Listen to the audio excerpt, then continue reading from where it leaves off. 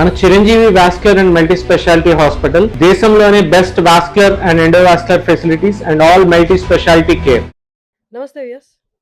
Diet పాటించడం చూసాం.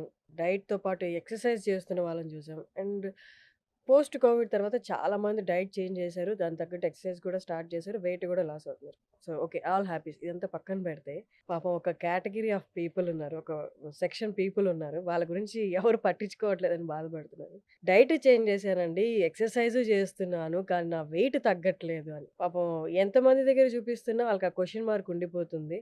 అంటే ఏంటి ఒక ఏజ్ తర్వాత వెయిట్ తగ్గలేమా? ఇవన్నీ మాట్లాడదాం. ఇవాళ మనతో ఉన్నారు సమతా తుల్లా గారు. MD in internal medicine and longevity expert. నమస్తే అండి. నమస్తే.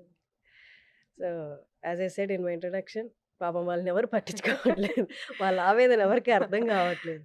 అన్నీ చేస్తున్నానండి. నా పక్కావిడ నేను చేసిన రోజులే డైట్ చేసి 5-6 కేజీస్ తగ్గితే, నేను గ్రామ్స్‌లో కూడా తగ్గలేకపోతున్నాను. మీరు యాక్చువల్లీ రేజ్ చేసిన క్వెషన్ చాలా రిలవెంట్ ఇది. అంటే అందరూ similar kind of nutritional plan ఏమన్నా ఫాలో అయ్యి, same amount of exercise follow అయినప్పుడు ఒక గ్రూప్‌లో అందరం ఒకటేలాగా వెయిట్ లాస్ అవుతామా అనేది చూస్తే అందరికీ అది డిఫరెంట్. ఒకరికి పనిచేసిన డైట్ ఇంకొకరికి పనిచేయదు. ఒకరికి పనిచేసిన ఎక్సర్సైజ్ డ్యూరేషన్ ఇంకొకరికి పనిచేయదు. డిఫరెంట్ టైప్స్ ఆఫ్ ఎక్సర్సైజ్‌కి డిఫరెంట్‌గా రెస్పాండ్ అవుతాం కదా! So, there are other factors. అయితే ఇంకేవో ఫ్యాక్టర్స్ ఉన్నాయి. ఉట్టి డైట్, ఎక్సర్సైజ్ కాకుండా. అవేంటి? Third thing is non exercise activity thermogenesis. అంటే ఎక్సర్సైజ్ చెయ్యని టైంలో, అంటే మిగతా టైంలో మనం పడుకోకుండా ఉన్నప్పుడు ఆ టైంలో మనం ఏం చేస్తున్నాం? ఇప్పుడు ఫర్ ఎగ్జాంపుల్ మనకి ఇట్లా కూర్చొని చేసుకునే జాబ్స్ ఉన్నాయనుకోండి. మార్నింగ్ ఎక్సర్సైజ్ చేసిన తర్వాత రిమైనింగ్ టైం అంతా కూర్చొనే ఉంటాం కదా! There is no calorie output. Calorie burn తర్వాత ఏం లేదు ఇంకా మార్నింగ్ చేసిన వర్కౌట్ తర్వాత. That is one factor. Maybe పక్కావిడ రెస్ట్ ఆఫ్ ద టైమ్ అంతా యాక్టివ్‌గానే ఉన్నట్టున్నారు. సో, దాన్నే ఓకే. మనం రెలెవెంట్‌గా స్టెప్ కౌంట్ ద్వారా చెప్తాం. రిమైనింగ్ టైమ్ కూర్చున్నప్పుడు ఆబ్వియస్లీ మనం నడవం కాబట్టి ఆ టైంలో స్టెప్ కౌంట్ ఉండదు.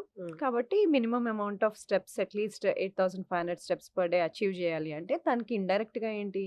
ఎక్సర్సైజ్ చేయని టైంలో యాక్టివ్‌గా ఉండాలి. ఎక్కువసేపు కూర్చొని ఉండకూడదు అనేది. లేదు నేను నాది డెస్క్ జాబ్. నాకు దీనికి ఒక సొల్యూషన్ చెప్పండి అంటాం. సో, అట్‌లీస్ట్ 1 అవర్‌లో ఫ్యూ స్టెప్స్ అయినా నడవాలి. 1 అవర్‌లో 250 స్టెప్స్ అయినా నడవాలి. Something like that. Active minutes అనేది పెట్టుకోవాలి. 60 మినిట్స్‌లో ఫ్యూ మినిట్స్ అయినా యాక్టివ్‌గా ఉండాలి. 2-3 అవర్స్ టుగెదర్ అలాగే కూర్చొని ఉంటాము అంటే, so, that is one thing which is affecting. కానీ ఇప్పుడు దాకా చెప్పారు కదా!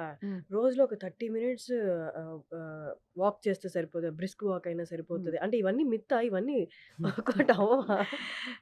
ఎక్సర్సైజ్ డిఫరెంట్ ఫార్మ్స్ కదా! ఇవాళ డైలీ సెడెంటరీగా అసలు ఎక్సర్సైజ్ చేయని వ్యక్తికి నువ్వు ఇవాళ సడన్‌గా 1 అవర్ ఆఫ్ ఎక్సర్సైజ్ చేసి, అది చేసి, ఇది చేసి అంటే బాడీ నెక్స్ట్ డే టైర్డ్ అయిపోయి పడుకుంటాడు. Next day he can't do it. బిగినర్స్‌కి to start somewhere what is the basic thing? Cycling గాని, స్విమ్మింగ్ గాని, యోగా గాని, వాకింగ్ గాని. Minimum 30 minutes per day at least 5 days a week. ఇది కూడా చేస్తున్నాం. అలవాటయిపోయింది. రికవరీ బావుంది. నెక్స్ట్ డే పెయిన్స్ లేవు. లేస్తున్నాను. What next? లేదు 35+ ఉన్నాము, 40+ ఉన్నాము. Add strength training also. ఎందుకంటే ఇది చాలా సార్లు చెప్పాను కూడా. మనం 40 ఇయర్స్ తర్వాత every year we lose at least 1% of muscle mass. ఆ మసిల్ తగ్గుతూ ఉన్నప్పుడు ఏజ్ రిలేటెడ్ మసిల్ లాస్ వచ్చినప్పుడు ఆల్ ఏజ్ రిలేటెడ్ డిసీజెస్ వచ్చేస్తాయి. లైక్ ఆస్టియోఆర్థరైటిస్, కార్డియోవాస్కులర్ గుండె జబ్బులు, type 2 diabetes, cholesterol issues, hypertension ఇవన్నీ. So, one way of preventing or delaying it is preserve muscle mass. ఎలా preserve చేస్తావు? రెసిస్టెన్స్ ట్రైనింగ్ గాని, strength training గాని చేస్తూ. అది at least 3 days a week add చేసుకోవాలి. This is one thing. ఇంతకుముందు ఎందుకు మనం ఎక్సర్సైజ్ చేసినా, డైట్ చేసినా వేరే కారణాలు ఏంటి అని డిస్కస్ చేస్తున్నాం కదా! One is non exercise activity thermogenesis. అది కాకుండా స్లీప్‌ని అడ్రెస్ చేస్తున్నామా లేదా? మార్నింగ్ అంతా ఎక్సర్సైజ్ చేస్తున్నావు, న్యూట్రిషన్ కరెక్ట్ ఫాలో చేస్తున్నావు. రాత్రి పడుకుంటేనే కదా బాడీ రిపేర్ అయ్యేది. ఆ టైంలోనే కదా రిపేర్ జరుగుతది. మనకు స్లీప్‌లో 4 సైకిల్స్ ఉంటాయి.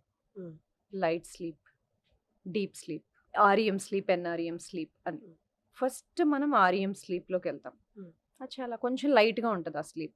అదొక 2-3 అవర్స్ అయిన తర్వాత మనం NREM sleep, non rapid eye movement స్లీప్‌లోకి వెళ్తాం. That is the deep sleep. Okay. ఆ టైంలో all human growth hormone release అవ్వడము, రిపేర్ జరగడము, మార్నింగ్ చేసిన మసిల్‌లో ప్రోటీన్ సింథసైజ్ అవ్వడము, రెస్టోర్ అవ్వడము ఆ టైంలో జరుగుతది. అంటే డీప్ స్లీప్ ఇస్ ఇంపార్టెంట్. అయితే అందరము అవి going through the deep sleep లేదు. ఇప్పుడు చాలా మందికి నేను స్లీప్ అసెస్ చేయడానికి డిఫరెంట్ టెస్ట్ చేస్తాము, లేదా వేరియబుల్స్ యూస్ చేస్తాం. ఐ సీన్ దెమ్ కదా. అట్లీస్ట్ మన ఫుల్ పడుకునే లెంత్ ఆఫ్ పీరియడ్లో 50% ఆఫ్ ద టైం మనం డీప్ స్లీప్లో స్పెండ్ చేయాలి, అంటే ఎన్ఆర్ఈఎంలో స్పెండ్ చేయాలి. అలా చేస్తున్నామంటే that means we're recovering well. మనకు తెలియదు, మనం పడుకునే ఉంటాం, ఆ సైకిల్స్ ఎలా అవుతున్నాయి, అసలు మనం దాంట్లోకి వెళ్తున్నామా లేదా మనకు తెలియదు. అవి ఎలా అసెస్ చేస్తాము? Some form of testing methodologies. So that thing sleep should be corrected. కొంతమంది ఈ డౌట్స్ కూడా అడుగుతారు, what is the minimum sleep ఎంత పడుకోవాలి? So it can be from 6 to 8 hours. Excessive is dangerous, less than 5 hours also is dangerous. 6 to 8 hours optimum. Okay, 6 to 8 hours అన్నారు, నేను 6 hours night పడుకొని 2 hours afternoon పడుకోవచ్చు అంటారు. It's up to you.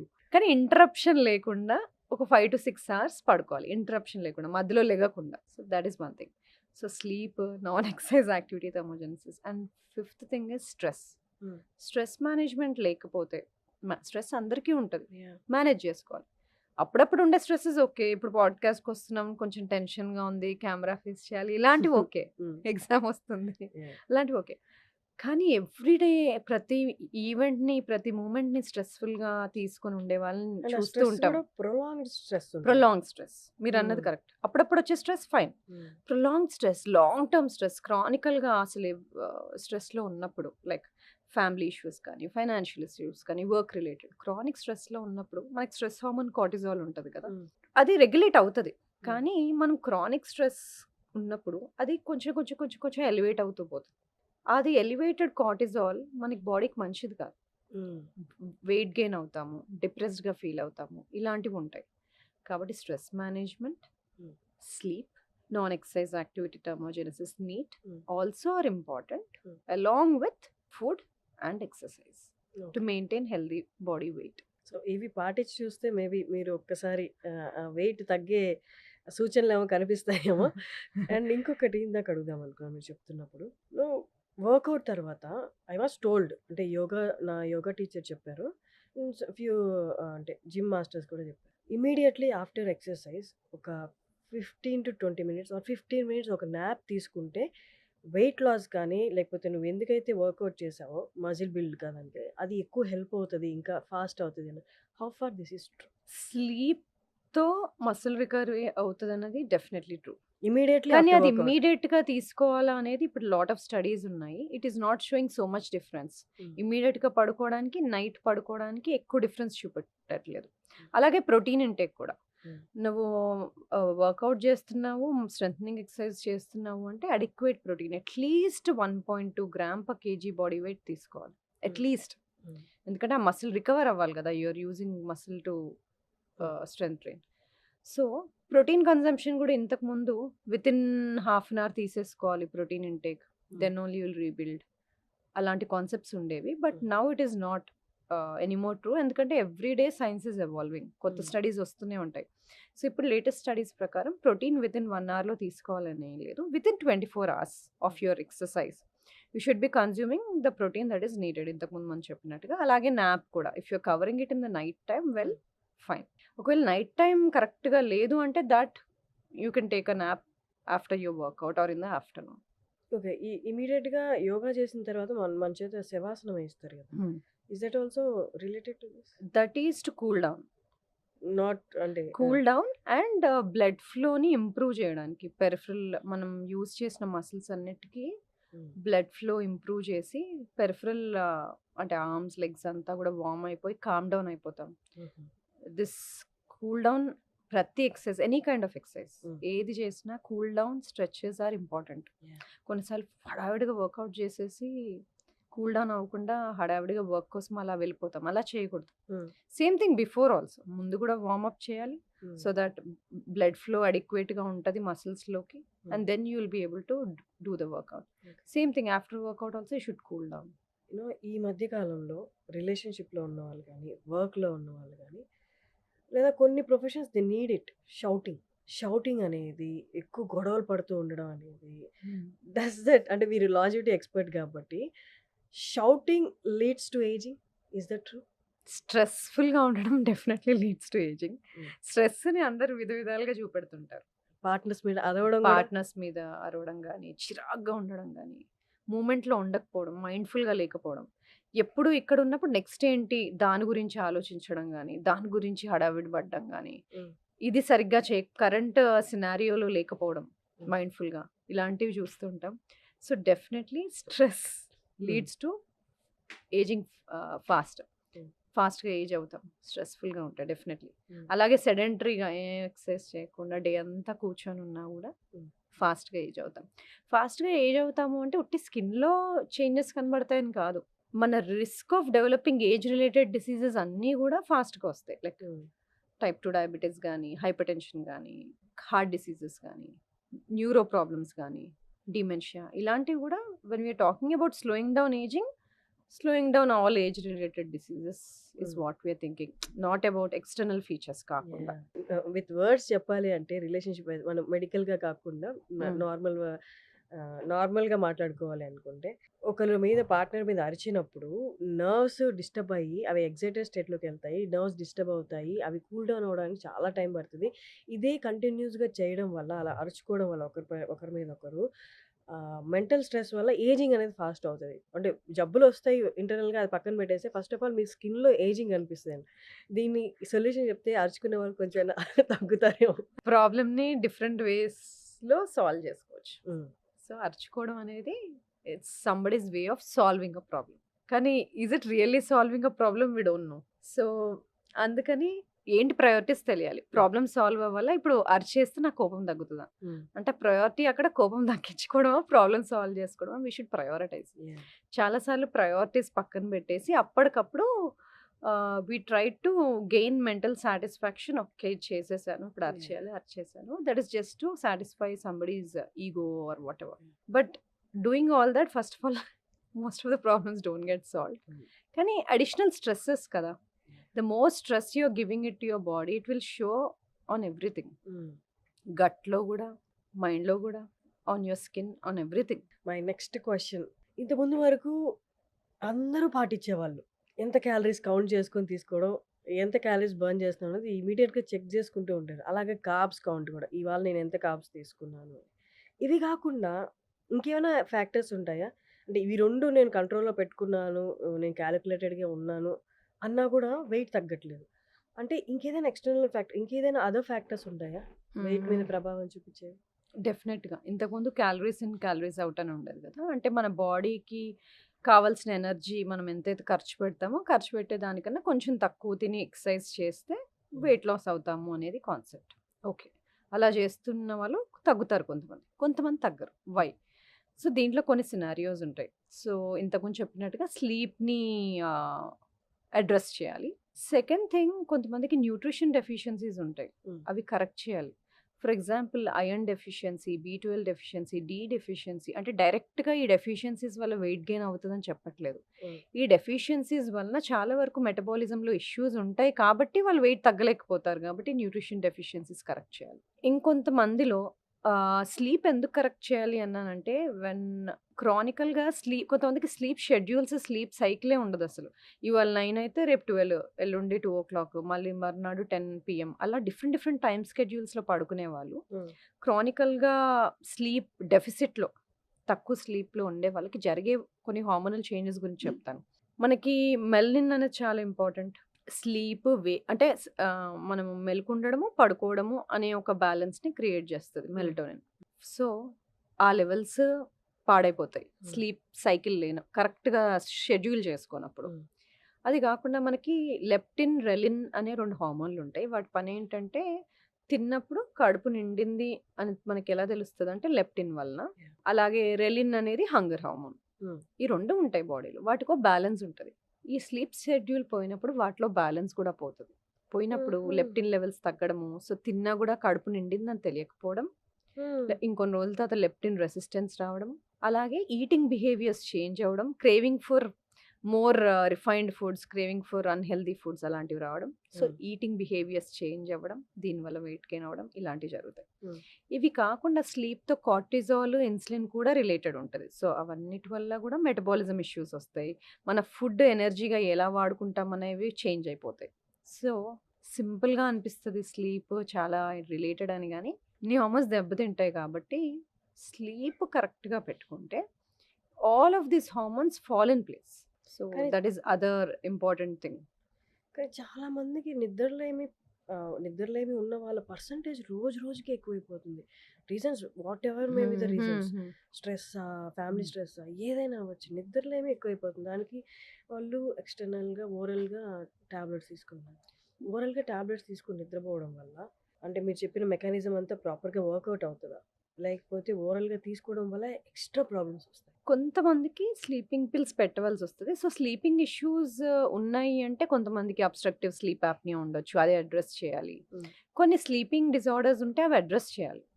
అది కాకుండా మీ work related behaviours వలన, life style వలన మీ rhythm, circadian rhythm అంటాం కదా, ఈ స్లీప్ వేక్ సైకిల్స్ని, అది దెబ్బతింటుంది అంటే అది అడ్రస్ చేసుకోవాలి.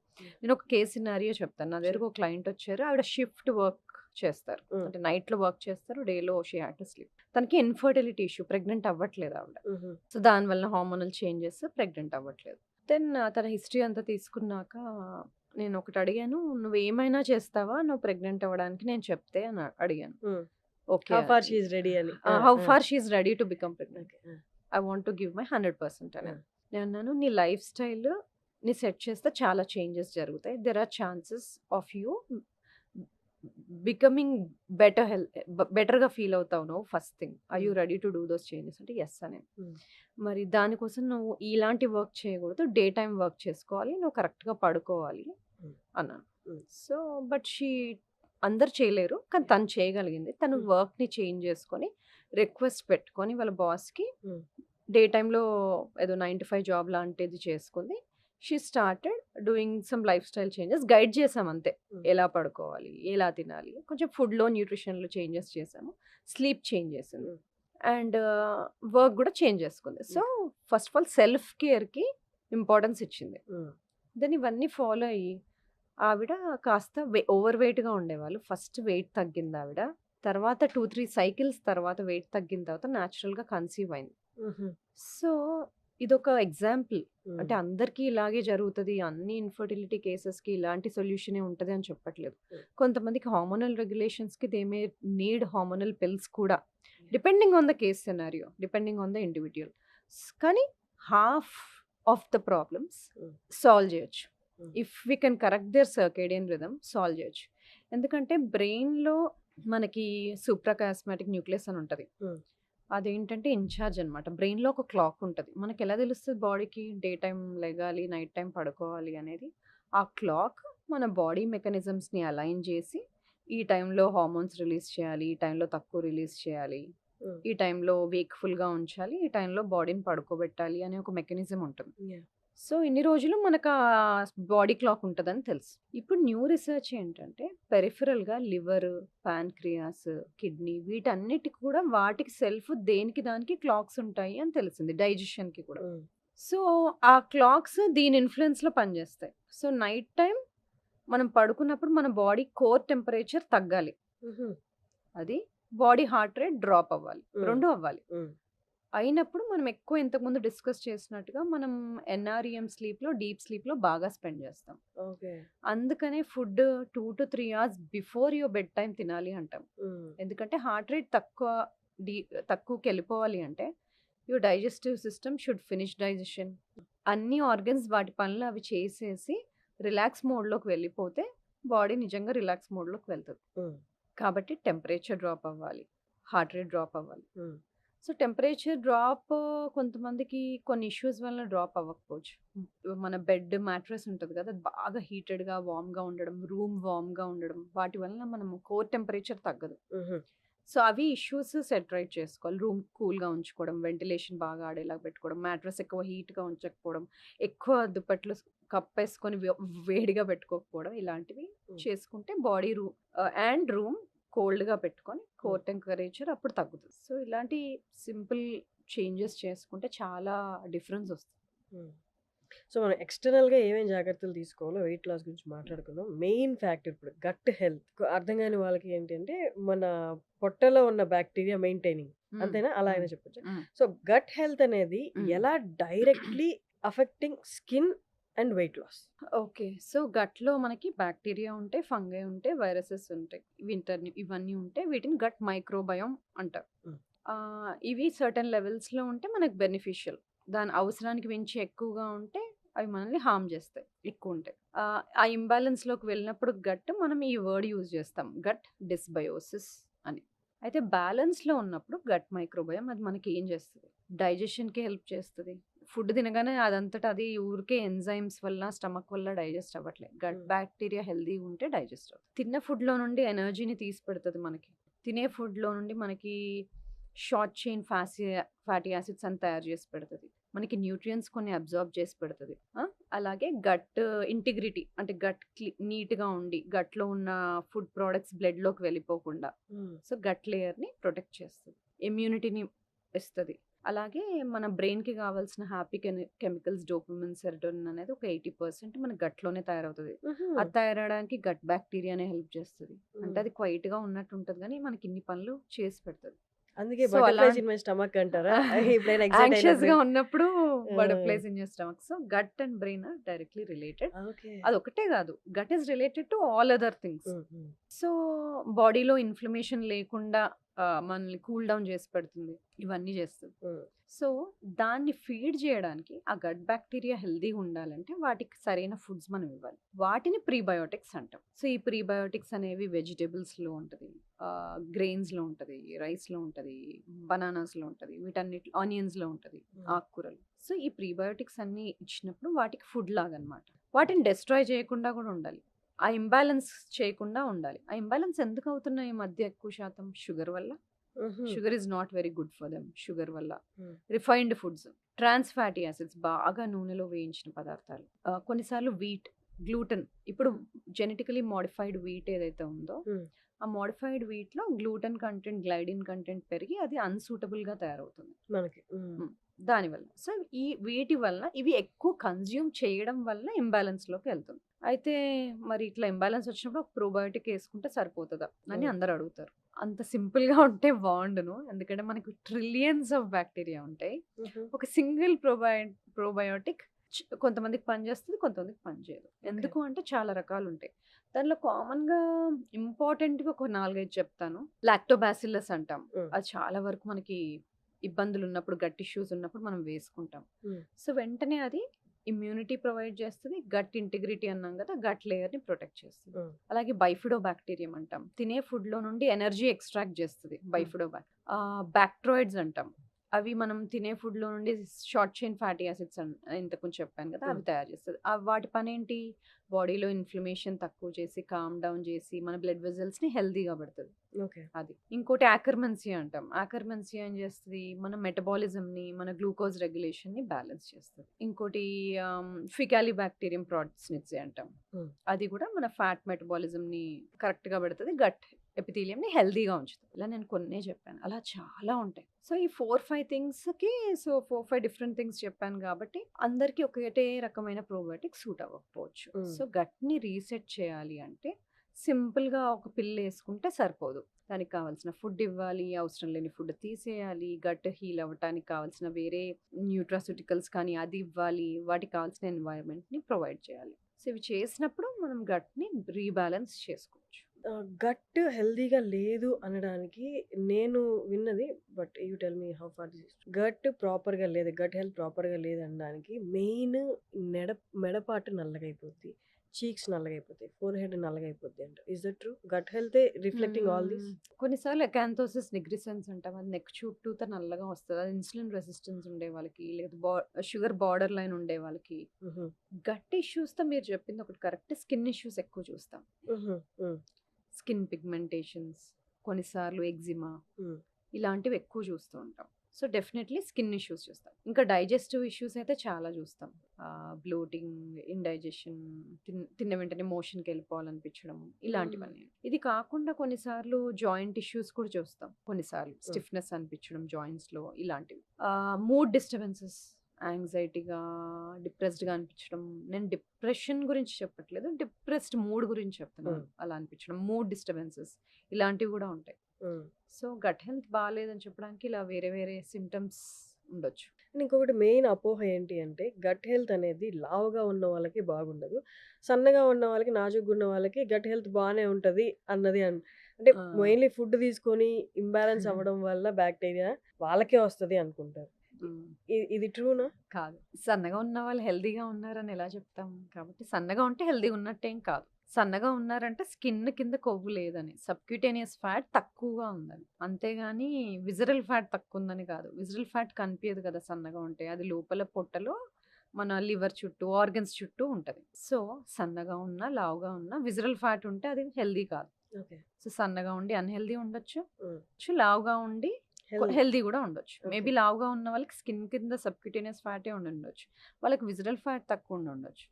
సో, హుహు. విసరల్ ఫ్యాట్‌ని ఎలా అసెస్ చేస్తాం? మెజర్‌మెంట్స్ చేసుకోవచ్చు, స్కాన్స్ చేసుకోవచ్చు, ఇమేజింగ్ చేసుకోవచ్చు. మెజర్‌మెంట్ చేసుకుంటే వేస్ట్ టు హిప్ రేషియో అంటాం. హ్మ్. నడుము భాగం, తుంటి భాగం మెజర్ చేసినప్పుడు మెన్‌లో అయితే లెస్ థాన్ 0.9, విమెన్‌లో అయితే లెస్ థాన్ 0.85 ఉంది. అంటే ఇండైరెక్ట్‌గా చెప్పడం సుమారు. లేదు పక్కాగా తెలియాలి అంటే మనకు డెక్సా స్కాన్ ఇలాంటివి చేసినప్పుడు ఫ్యాట్ మాస్ ఎంతుంది బాడీలో, విసరల్ ఫ్యాట్ ఎంతుంది, మజిల్ మాస్ ఎంతుంది తెలుస్తది. సన్నగా ఉన్నాను గదా! అని చెప్పి ఫ్యాట్ కంటెంట్ ఎక్కువ తినేసి నేను లావు అవ్వాలి అనుకోవాల్సిన అవసరం లేదు. లేదు. వాళ్ళకి గ్యారంటీ లేదు. వీళ్ళకి గ్యారంటీ లేదు. ఇప్పుడు టాక్సిన్స్ అని వింటుంటాం. టాక్సిన్స్ వల్ల మన హెల్త్ పాడవుతుందా? వెయిట్ గెయిన్ అవుతామా? ఎన్వైర్మెంటల్ టాక్సిన్స్ తోటి. ఎన్వైరన్మెంటల్ టాక్సిన్స్ ఫస్ట్ బాడీలోకి ఎలా వస్తాయి? హ్మ్. ఒకటి మనం పీల్చే గాలి ద్వారా రావచ్చు. లేదంటే మనం తీసుకునే ఫుడ్, వాటర్ కంటామినేట్ అయితే రావచ్చు. లేదంటే మనం తీసుకునే వెజిటబుల్స్‌లో సాయిల్ కంటామినేట్ అయినా రావచ్చు. లేకపోతే మనం స్కిన్‌కి, తలకి, జుట్టుకి పెట్టుకునే వాటి డైట్. వల్ల ఒంట్లోకి రావచ్చు. ఓకే. సో, వీటిలో కొన్ని నేమ్స్ చెప్తాను చాలా ఉంటాయి. సల్ఫేట్, పారాబెన్స్, సల్ఫేట్ అంటే చాలా వరకు థాలేట్. షాంపూల్లో ఆ! ఉంటుంది గదా! అది థాలేట్. అందుకే ఈ మధ్య కొన్ని షాంపూస్‌లో this is sulphate sulphate free free అని. Shampoo, this plastic is paraben free hmm. అని ఎందుకు చూస్తాము? అంటే ఆ టాక్సిక్ కంటెంట్ మా ప్రొడక్ట్‌లో తక్కువుంది అని చెప్పడం. సో, ఇలాంటివి అసలు ఎందుకు టాక్సిక్ బాడీలోకెళ్ళి ఏం చేస్తాయి? అంటే హార్మోనల్ బ్యాలెన్స్‌ని ఎఫెక్ట్ చేస్తాయి. కొన్నేమో ఎండోక్రైన్ డిస్రప్టింగ్ కెమికల్స్ అంటాము. అవి హార్మోన్ లాగా పనిచేసి బాడీలో హార్మోన్స్‌ని రెగ్యులేషన్‌కి డిస్టర్బ్ చేస్తాయి. హుహు. కొన్నిసార్లు హార్మోన్స్ కూర్చునే రిసెప్టర్స్ పైన ఈ ప్రొడక్ట్స్ ఎళ్లి కూర్చుంటాయి. ఓహ్ గాడ్! సో, హార్మోన్స్‌ని పని చేయకుండా ఆపడము, లేకపోతే బట్ హౌ హార్మోన్స్ ఇదంతా లాగా బిహేవ్ ఎక్స్‌టర్నల్‌గా గదా! చేయడం. షాంపూ అనేది ఎక్స్‌టర్నల్‌గా అప్లై అబ్జార్బ్ చేస్తాం. అవుతది కదా స్కిన్‌లో నుండి. When you are okay. Applying on the skin products, makeup products. హుహు. అందుకని కుదిరినంత వరకు organic vegetables, organic foods, makeup, cosmetics ఆర్గానిక్‌గా ఉండడము. ఈ పారాబెన్ ఫ్రీ, సల్ఫేట్ ఫ్రీ, అలాగే ట్రైక్లోసాన్ అంటాము. ఇలాంటివి లేకుండా ప్రొడక్ట్స్ యూజ్ చేసుకోవడం బెటర్. బట్ ఇంతకు ముందు రోజుల్లో ఇవన్నీ ఉండేవి కాదు కదా! హ్మ్. ఇప్పుడు the amount of toxic products మన చుట్టూ పెరిగిపోయాయి. చాలా మంది అనుకునేదేంటంటే షాంపూ జస్ట్ ఎంత ఒక 2 మినిట్స్ నా తల మీద ఉంటది. నీళ్ళు పోసుకుంటాను ఎళ్ళిపోతది. హ్మ్. ఆ సల్ఫేట్ నన్నే ఎఫెక్ట్ చేస్తది అనుకుంటారు గదా! So, it's no absorbs. It will disrupt hormones ఇవన్నీ కూడా. అండ్ అది ఎలా వెయిట్ గెయిన్‌కి దారి తీస్తది? సో, ఒక ఎగ్జాంపుల్ చెప్తాను. ఇప్పుడు పారాబెన్స్ గాని, థాలెట్స్ గాని ఇవి ఉంటాయి కదా! ఇవి హార్మోన్ రిసెప్టర్స్ పైన గాని యాక్ట్ చేయడం గాని, లేకపోతే రెగ్యులర్ హార్మోన్స్ లాగా కనిపించడం గాని, అలా చేసి రెగ్యులర్‌గా మన హార్మోన్స్ పనిచేయడం అనేది బ్యాలెన్స్ పోతది. హుహు. అది పోవడం వల్ల మనకి హార్మోన్స్ మెటబోలైజ్ అవుతాయి. అంటే బాడీలో నుండి ఎలిమినేట్ అవ్వడానికి వాటికి ఒక వే ఉంటది. హ్మ్. లివర్ నుండి ఎలిమినేట్ అవ్వడం గాని, డీటాక్సిఫై అవ్వడం గాని అలా జరుగుతది. సో, ఈ టాక్సిన్స్ ఏం చేస్తాయి? ఆ మెటబాలిజంని ఎఫెక్ట్ చేస్తాయి. హ్మ్. సో, అవి ఆ హార్మోన్స్ మెటబోలైజ్ అవ్వకపోవడము, అన్నెసెసరీగా వేరే ఫార్మ్‌లో ఉండడము. సో, ఈస్ట్రోజన్‌లో E1, E2, E3 అని 3 రకాలుంటాయి. E3 least dangerous. హ్మ్. 3 ఒక బ్యాలెన్స్‌లో ఉంటాయి. E2 చాలా ఎక్సెస్ అయిపోతే మనకి కొన్ని ప్రాబ్లమ్స్ వస్తాయి. అన్నెసెసరీ ప్లేసెస్‌లో ఎక్కువ ఫ్యాట్ డిపాజిట్ అవ్వడము, కొవ్వు డిపాజిట్ అవ్వడము, లేదా బ్రెస్ట్‌లో సిస్టులు రావడము. హ్మ్. ఇలాంటివి. సో, ఈ మెటబాలిజం దెబ్బతింటుంది కదా! ఈ టాక్సిన్స్ వలన. సో, దానివల్ల నార్మల్ హార్మోన్ లెవెల్స్ ఎఫెక్ట్ అవుతాయి. హ్మ్. నార్మల్‌గా హార్మోన్స్ ఎలిమినేట్ అయ్యే విధంగా ఎలిమినేట్ అవ్వవు. అన్నెసెసరీగా ఎక్కువ అక్యుములేట్ అయిపోతాయి. సో, ఈ ప్రాబ్లమ్స్ అన్నీ ఫేస్ చేస్తాం. హుహు. సో, అందుకనే వీటికి పేరు ఎండోక్రైన్ డిస్రప్టింగ్ కెమికల్స్ అని వచ్చింది. ఎండోక్రైన్ అంటే హార్మోన్స్ తయారు చేసే గ్లాండ్స్. సో, ఎండోక్రైన్ డిస్రప్టింగ్ కెమికల్స్‌గా వీటికి పేరొచ్చింది అందుకని. ఓకే. ఫైనల్లీ మనం అంటే elephant in the room address చేయాలన్నమాట. ఎవ్వరికీ లేదు హార్మోనల్ ఇంబాలెన్స్, పీసీఓఎస్, పీసీఓడి. అసలు దీనికి సొల్యూషన్ గూడా లేదు. అందరూ దాన్ని ఇంక యాక్సెప్ట్ చేసేసారేమో లైఫ్‌లో విమెన్ అందరూ. అసలు ఎలా అంటే వాళ్ళు ఎలా దాన్ని ఐడెంటిఫై చేయొచ్చు? లేకపోతే ముందే ఏమన్నా కనుక్కోవచ్చా? హార్మోనల్ ఇంబాలెన్స్ వస్తుంది అని? సో, పీసీఓఎస్ అని తెలియాలి అంటే ఎస్పెషల్లీ ఇప్పుడు పీసీఓఎస్ గురించి అడిగారు కాబట్టి ఓవరీస్‌లలో సిస్ట్‌లుండాలి. అవి హ్మ్. స్కాన్ ద్వారా తెలుస్తది. బ్లడ్ టెస్ట్ చేసినప్పుడు టెస్టోస్టెరాన్ హార్మోన్ ఎక్కువగా ఉండడము అదొకటి. ఇంకోటి బాడీలో ఇన్సులిన్ రెసిస్టెన్స్ ఉండడం. అంటే మనం తిన్న ఫుడ్ ఎనర్జీగా సరిగ్గా కన్వర్ట్ అవ్వకపోవడం, బ్లడ్‌లో గ్లూకోజ్ లెవెల్స్ కొంచెం ఇన్సులిన్ లెవెల్స్ ఎలివేట్ అవ్వడము ఇలాంటివి. సో, ఈ 3 థింగ్స్ ఉన్నప్పుడు పాలిసిస్టిక్ ఒవేరియన్ సిండ్రోమ్ అంటాం. హ్మ్. ఇది కొంచెం ఎక్కువ చూస్తాం. మోస్ట్ ఆఫ్ ద టైమ్ చాలా మందికి లైఫ్ స్టైల్ చేంజెస్ చేసినప్పుడు చాలా మందికి తగ్గిపోతాయి. హుహు. రివర్స్ అవుతాయి. హుహు. ఇంతకుముందు మనం మాట్లాడిన చేంజెస్. కానీ కొంతమందికి మటుకు హార్మోన్ రిప్లేస్మెంట్ థెరపీస్ ఇవ్వాల్సొస్తది. ఏంటి అంటే what is it actually? Polycystic ovarian syndrome ఉన్నప్పుడు ఓవులేషన్ అనేది అంటే మనకి 10-14 డేస్ మధ్యలో ఓవం రిలీజ్ అవ్వాలి గదా! హ్మ్. ఆ ఓవం అనేది సరిగ్గా రిలీజ్ అవ్వకపోవడము, పీరియడ్స్ రెగ్యులర్‌గా రాకపోవడము, దానివల్ల ప్రెగ్నెన్సీ అవ్వకపోవడం ఇవి హ్మ్. జరుగుతాయి. హ్మ్. సో, ఓవం టైంకి రిలీజ్ అవ్వాలి అంటే హార్మోన్స్ కరెక్ట్‌గా పనిజేయాలి. సో, హ్మ్. వీళ్ళకి ఆ ఓవం రిలీజ్ అవ్వని వాళ్ళకి హ్మ్. ప్రెగ్నెన్సీ ప్లాన్ చేస్తున్న వాళ్ళకి కొంతమందికి ట్రీట్మెంట్ అవసరం పడతది. హుహు. ప్రతిసారి ఓన్లీ లైఫ్ స్టైల్ చేంజెసే చేసుకుంటాను. నేను డాక్టర్ దగ్గరికి వెళ్ళను అని అనడానికి లేదు. హ్మ్. హ్మ్. సో, పీసీఓఎస్ సస్పెక్ట్ చేస్తుంటే మీకు ఇలాంటి సింప్టమ్స్ ఉంటే లైక్ రెగ్యులర్‌గా సైకిల్స్ రావట్లేదు. లేదు ప్రెగ్నెన్సీ ట్రై చేస్తున్నారు గానీ అవ్వట్లేదు. ఇలాంటివి ఏవైనా ఉన్నప్పుడు మీ గైనకాలజిస్ట్‌ని, ఎండోక్రైనాలజిస్ట్‌ని హ్మ్. కలవడం చాలా ఇంపార్టెంట్. మొత్తం లైఫ్ స్టైల్ చేంజెస్‌తోనే అన్ని ప్రాబ్లమ్స్‌కి సొల్యూషన్ వస్తదని ఉండదు. 50% of the time situation improve అవుతది. యాహ్! కానీ అడిషనల్ కొంచెం పర్సెంటేజ్ ఏదైతే హెల్ప్ కావాలో, ఎక్స్‌టర్నల్‌గా థెరపీస్ తీసుకోవాలో అవి తీసుకోవాల్సొస్తది. న్యూట్రిజెనోమిక్స్ అంటే ఏంటి? ఈ రోల్ ఏంటి విమెన్ హెల్త్‌లో? న్యూట్రిజెనోమిక్స్ అంటే మన డీఎన్ఏ అనలైజ్ చేసినప్పుడు అది మన ఫుడ్ ఎలా ఇన్‌ఫ్లుయెన్స్ చేస్తుంది? మన బాడీలో ఎంజైమ్స్ సఫిషియెంట్‌గా ఉన్నాయా లేదా? మనకు పర్టిక్యులర్ న్యూట్రియంట్ డెఫిషియన్సీస్‌కి మనం ఏమైనా ఎక్కువ రిస్క్‌లో ఉన్నామా? హుహు. ఎక్కువ డిసీజ్ రిస్క్ ఏమైనా ఉందా? ఎటువంటి మెడిసిన్స్ ఎక్కువగా పనిచేస్తాయి? ఇవన్నీ తెలుస్తాయన్నమాట. ఫర్ ఎగ్జాంపుల్ కొంతమందికి కొన్ని ఎంజైమ్స్ కరెక్ట్ అడిక్వేట్ లెవెల్స్‌లో ప్రొడ్యూస్ అవ్వవు. హ్మ్. Because of the gene modification వల్ల. హుహు. ఎస్ఎన్‌పి అనే వర్డ్ ఒకటి యూజ్ చేస్తాం. న్యూక్లియోటైడ్ పాలిమార్ఫిజం అని. Single nucleotide polymorphism. అంటే జీన్స్‌లో కొన్ని తరహా మార్పులు జరిగినప్పుడు ఎంజైమ్ ఉండాల్సినంత లెవెల్‌లో లేకపోవడం, ఇన్‌సఫిషియెంట్ లెవెల్స్‌లో ఉండడము, డిక్రీజ్ లెవెల్స్‌లో ఉండడం ద్వారా కొన్ని న్యూట్రియంట్స్ కరెక్ట్‌గా ప్రొడ్యూస్ అవ్వవు. కొన్ని న్యూట్రియంట్స్ లెవెల్స్ కరెక్ట్‌గా ఉండవు. సో, హ్మ్. అలాంటి వాటికి కొంచెం న్యూట్రిషన్ ఫుడ్ ద్వారా గానీ, సప్లిమెంట్ ద్వారా గానీ వాళ్ళకి స్పెషల్‌గా ఎక్కువ కాలం ఇవ్వాల్సుంటది. ఓకే.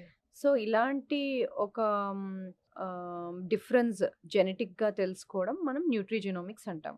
అంటే okay. Effect of jeans on food and okay. Effect of food on jeans. So, ఇది విమెన్‌లోనే గాదు మెన్‌లో గూడా ఈక్వల్లీ ఇంపార్టెంట్. హుహు. సో, ఇప్పుడు కొంతమందికి చూస్తే బయోటిన్ ప్రొడ్యూస్ అయ్యే ఎంజైమ్స్ కొంతమందికి తక్కువగా ఉంటాయి. సో, వాళ్ళకి బయోటిన్ ఎక్కువగా ఉండే ఫుడ్స్ హ్మ్. లేకపోతే కొన్నిసార్లు సప్లిమెంట్స్ ఇవ్వాల్సుంటది. హుహు.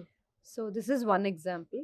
హ్మ్. సో, అలాగా న్యూట్రియంట్స్ మన బాడీలో తక్కువగా ఉంటున్నాయి అంటే వాటికి జెనెటిక్ కాజ్ ఏమైనా ఉందా? హ్మ్. జెనెటికల్లీ డీఎన్ఏలో చేంజెస్ ఏమైనా ఉండి అవి కరెక్ట్ తరహాలో యాక్టివేట్ అవ్వట్లేదా? ప్రొడ్యూస్ అవ్వట్లేదా? అనేది తెలిసినప్పుడు మనం వాళ్ళకి గైడెడ్ న్యూట్రిషన్ ఇవ్వగలుగుతాం. హ్మ్. దీన్ని న్యూట్రిజెనోమిక్స్ అంటాం. ఈ మధ్య రీసెంట్‌గా చాలా మంది సెలబ్రిటీస్ దీన్ని ఆప్ట్ చేసుకోవడం చూసాను. మీరు చెప్పండి హౌ ఫార్ అంటే ఇది అందరికి సూటబుల్ కదని.